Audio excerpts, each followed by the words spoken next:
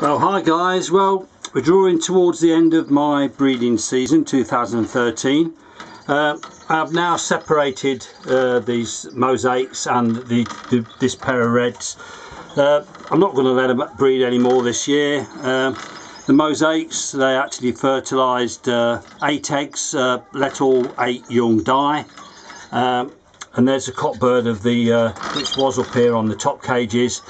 They brought up 4 chicks first round, all lovely healthy birds. Second round they actually produced another, I think it was 5 young, and then we had I don't know what it was, we had a change of weather, we had a lovely hot week, and they let all 5 young die and threw them out the nest. So if we knew what the cause was, it'd be easy to put right, but it's just something birds seem to do it on occasion. Whether the weather changes or they get spooked in the night, come off the nest, and the young get chilled, so they just pull them out. Who knows? I wish I knew.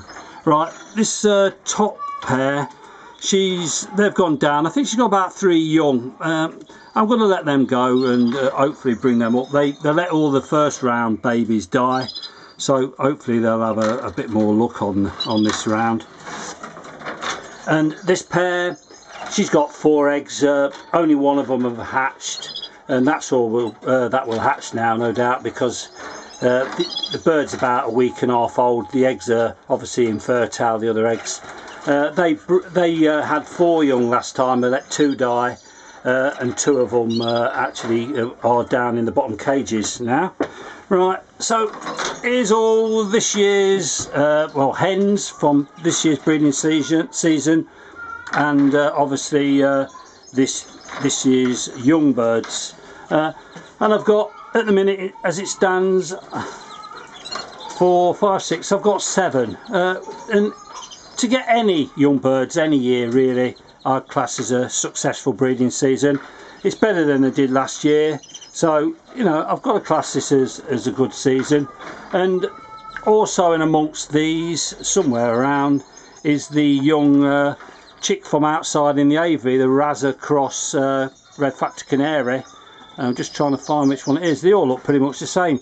She's actually she's lost a toe off one of her feet, She must have got it caught, and that's the one at the back there with no rings on. That's actually the white Razor and the Redfactor. It's got no toe on the left foot, the back toe and nails missing. She's obviously got it caught and it's ripped it off, and she'll manage fine with only the toe missing. There she comes, he or she, I don't know which it is as yet, but it's got a toe missing. She sat on the young bird sat on one leg for a while, but now she's fine with that. And I have had birds before with a whole and some of my mates have with 1 foot missing, and they managed to go along and have a good breeding season the next year and manage quite well on just one foot. So, you know, don't think it just because they lost a toe, you know, that's the end of it. And the hen outside in the aviary, she's on 5 eggs, but I think they're all clear because they should have hatched by now. But she'll leave them eventually. If they don't hatch, she'll know, because she listens for sounds inside the eggs. And if she can't hear anything, I won't even have to take the eggs out. She'll just desert them. So I'll leave her for another few more days, and if nothing's happened, I shall just go in and take them out. So that's where we stand for this year's breeding season. As you can see, I've started to colour feed, or the young birds at the bottom and the older cockbirds, because they'll start well, the young birds are already starting to lose feathers, so you've got to get the colour food into their system before they start to molt. So I've started giving it them in the soft food and in the water, and then eventually as they go on to hard seed, I will reduce the soft food and just give it to them in the water. Some people give it only in soft food and not in the water because it's less messy. This is the way I do it.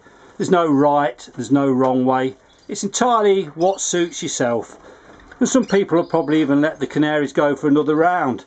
I don't like to go any further into July because it doesn't suit me. I don't want to be tied down to these birds right through the summer. I just want them to you know, leave them to get on with their own lives. I don't want to be in here all the while looking, you know, so it's a point where you don't want where it doesn't take over your life, and I can manage with the amount of birds I've got here, but I don't want the season to stretch out any longer than this. Right, I'll talk to you later, guys, when I've got a bit more info and see how these young guys will put in the top 2 nests. Cheerio for now.